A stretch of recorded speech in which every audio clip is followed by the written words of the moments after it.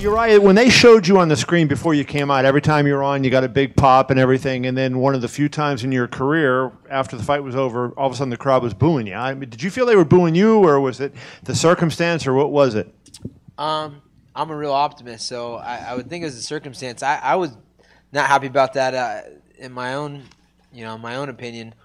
I watched the replay, and I did get him in the eye, so, I've been someone that sees a little bit of weakness and is able to finish. That's how I've gotten to the point where I am, and just went on my instincts and got the finish. So yeah, I think it was more the situation.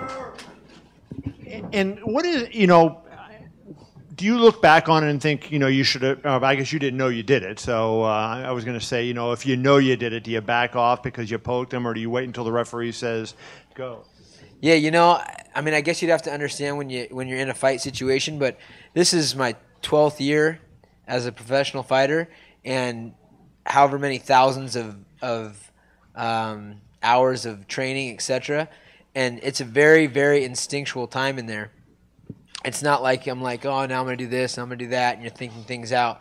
This is an action-reaction sport, and when you're in it as long as I am, and you've done the training over and over again, you react. And so, I don't remember fights for the most part until after I go back and watch them, and I don't remember thinking, oh, I got him in the eye or anything like that. I just thought, I'm going to get another finish now, and that's what I did. So, one more for you, then I want to ask Rob a question.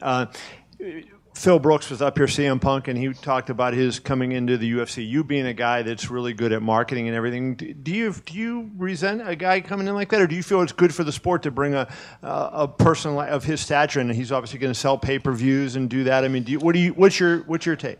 First off, I'm a big fan of his, and I think a lot of this fight game, and again, a lot of the fighters understand this, is so much mental. So if this guy believes that he can get in here and fight, and he's willing to put in some work, who's to tell him he's not the baddest dude on the planet? We'll see.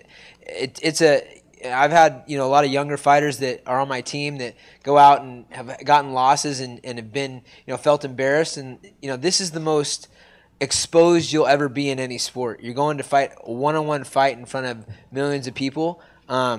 So props to the guy for wanting to put his best foot forward, and we'll see. Maybe he's going to be the champ. Thanks, Uriah.